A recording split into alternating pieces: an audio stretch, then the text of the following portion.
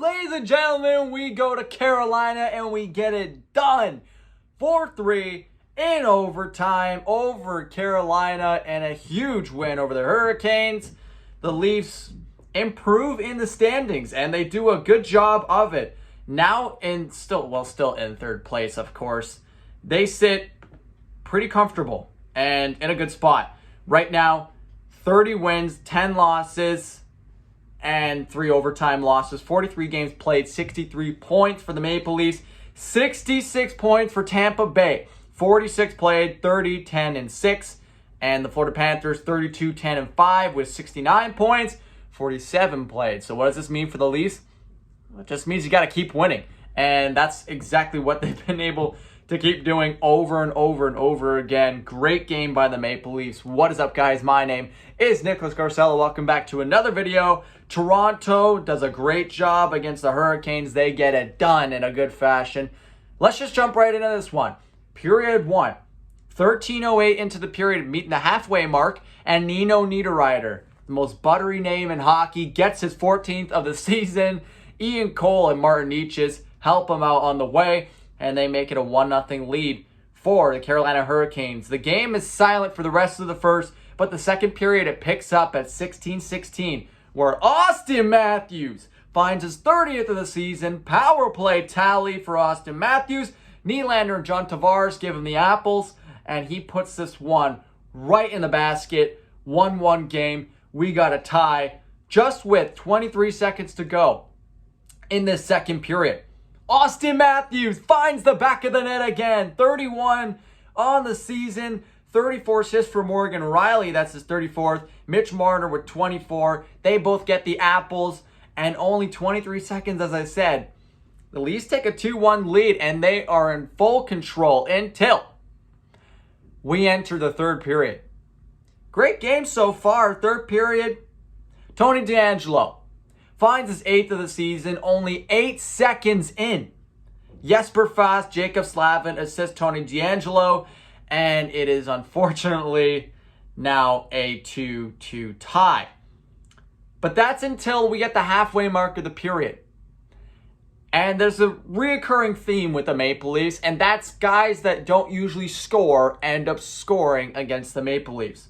Ryan Reeves with the New York Rangers. You got Joel Armia or Mikko Lehkonen from the Habs. Boston, there's not really much. I guess you can say Jake DeBrusk. But yeah, always those guys that just somehow find a way to put the puck in the net, even though they don't usually. And this man was Derek Stepan for the Carolina Hurricanes, and he grabs his 7th of the season. Halfway mark, 9:23 into the third period. Tony DeAngelo and Steve Lorentz, with only 4 assists on the year, by the way. This line was getting it going, and they find the back of the net. It is a 3-2 lead for the Carolina Hurricanes. We all think all hope is lost because we're Leafs fans, and that's how we react. But Mitch Marner says, no sirree, I'm grabbing my first of the night. 14-12 into the period, only 5 left to go, and Mitch Marner finds his 15th of the season. Timothy Liljegren with the apple, his 6 assists as a Maple Leaf. And the Leafs tie it up. We're headed to a overtime, which was full of action in this one. But until about 3 minutes left in this overtime, Mitch Marner finds his 16th of the season, snipes on the rebound off of the shots of John Tavares and Morgan Rielly, and he ends the game. The Leafs win this one, 4-3 in overtime. The shots were fairly even, 32-31 in favor by 1 shot of your boys, the Toronto Maple Leafs. 25 hits to 18 in favor of Carolina. 33 face-off wins for Carolina, but didn't match the 38 the Maple Leafs gathered in this one, rather.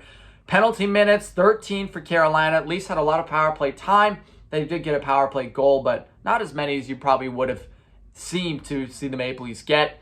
Giveaways were heavily in favor of the Leafs. They had 15, and takeaways in favor of the Leafs. So they gave away a lot of pucks, but they got a lot of takeaways too in this one. So that was good for the Maple Leafs.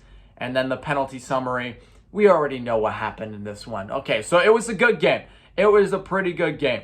The 3 stars, Tony DeAngelo, 1 goal, 1 assist, 21 I can't talk for now for some reason. 21 minutes and 10 seconds. Austin Matthews, second star with 2 goals and a +2 on the day. Time on ice, 20 minutes and 24 seconds.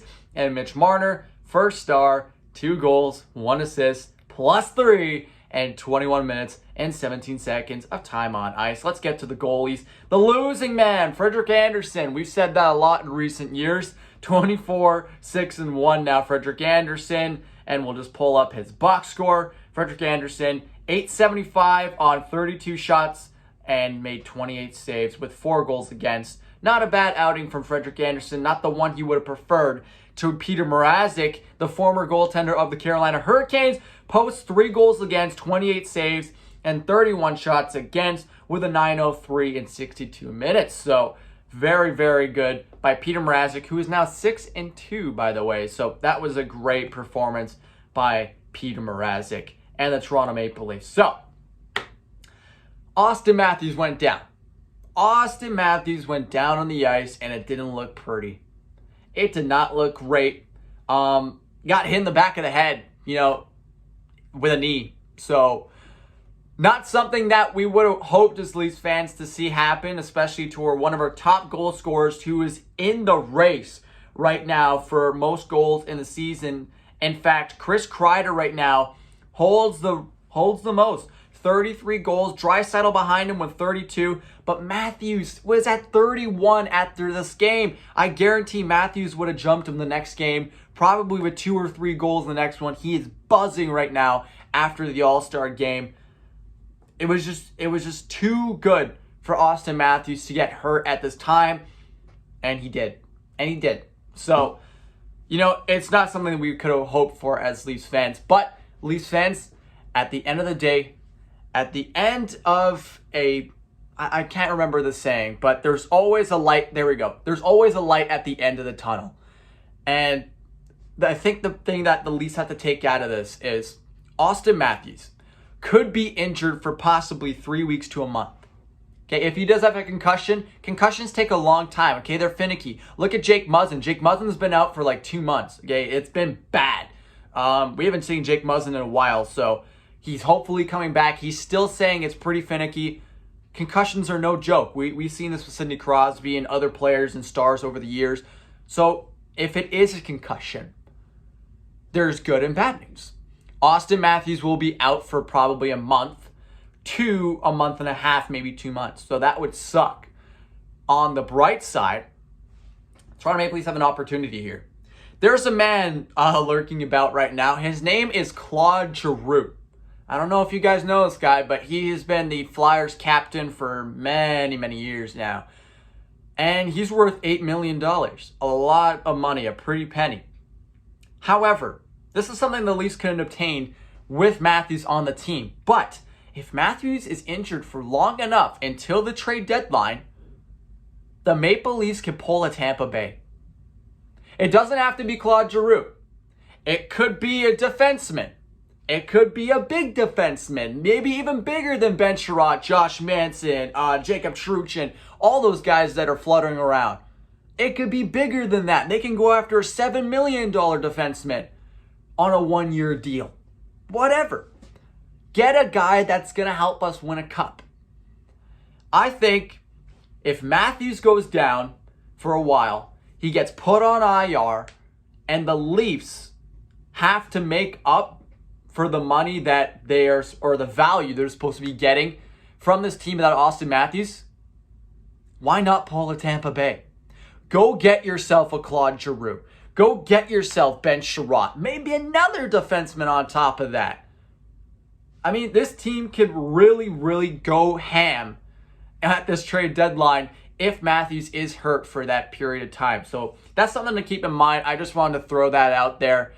It is a possibility that the Leafs can go and do some sort of damage like that in the trade deadline. So hopefully, but also not hopefully, Matthews gets hurt. There's always something positive that can come out of a player going on IR near the trade deadline. And finally, it could work out in the Leafs' favor I sure hope Matthews comes back healthy. As much as I would love Claude Giroux, he is not the 40, 50, 60 maybe even goal scorer that Austin Matthews is capable of. So hopefully it is just week to week for Austin Matthews and he is backing up ready for his next game. But anyways, guys, that is all I have to say for today. Hope you guys enjoyed this video. If you did, please make sure to hit that like button, subscribe for more of these videos, and please make sure to turn on your post notifications to get notified when these videos do come out. One more thing, please make sure to share this video with your friends and family. Helps me a lot, and I really do appreciate it. I will see you guys